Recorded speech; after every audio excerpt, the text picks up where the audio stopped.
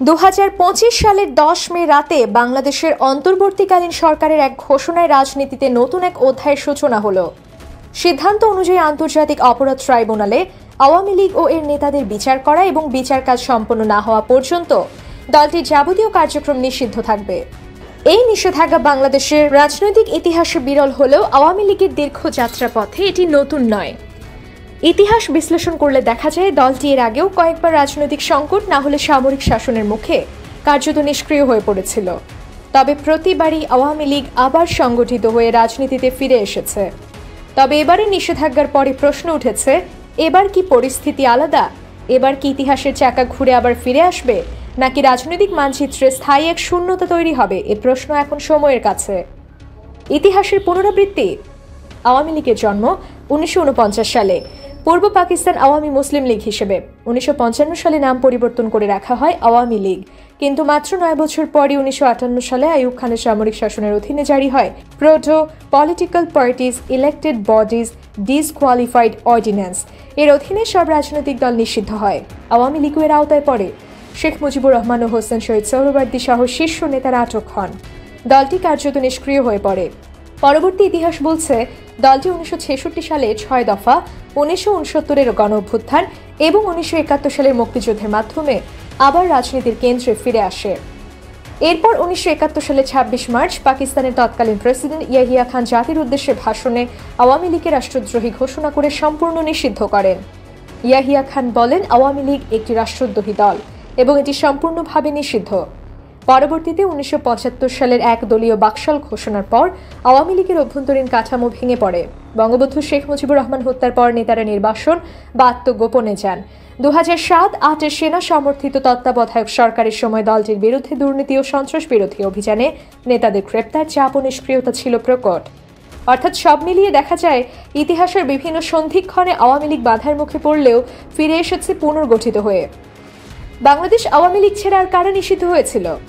আওয়ামী লীগ ছাড়াও বাংলাদেশের রাজনৈতিক দল নিষিদ্ধ করার নজির রয়েছে। বাংলাদেশ জামায়াতে ইসলামী 2013 সালে হাইকোর্ট দলটির নিবন্ধন বাতিল করে সংবিধান বিরোধী আদর্শ ও যুদ্ধাপরাধে সংশ্লিষ্টতার কারণে। 2024 সালে জুলাই অভ্যুত্থান চলাকালীন সময়ে 31 জুলাই তাদেরকে দল হিসেবে নিষিদ্ধ ঘোষণা করে পরদিন 1 আগস্ট প্রজ্ঞাপন জারি করা হয়। এছাড়া বামপন্থী সশস্ত্র দল, পূর্ব বাংলা কমিউনিস্ট পার্টি, সর্বহারা পার্টি প্রভৃতি বিভিন্ন সময়ে রাষ্ট্রবিরোধী কার্যকলাপের দায়ে নিষিদ্ধ হয়।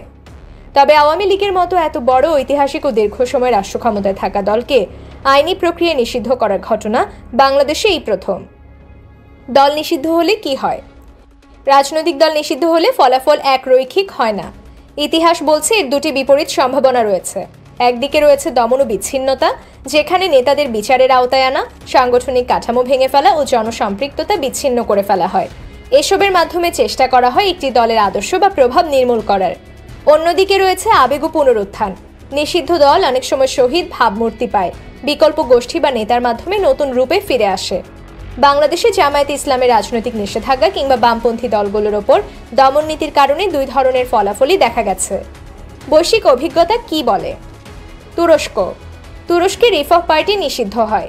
পরে একই নেতারা AKP গঠন করেন। পরে নিষিদ্ধ ঘোষিত সেই দলের নেতা রিসেপ তাইয়েপ এরদোয়ান দেশটির প্রধানমন্ত্রী ও প্রেসিডেন্ট হন। মিশরে মুসলিম ব্রাদারহুড নিষিদ্ধ হয় বহুবার, কিন্তু 2011 সালে বিপ্লবের সুযোগে ক্ষমতায় আসে তারা। আবার 2013 সালে নিষিদ্ধ হয়। নেতারা এখন কারাবন্দী। ইরান 1979 সালে ইরানে বিপ্লবের পর তুদেহ পার্টি ও MKA নিষিদ্ধ হয়।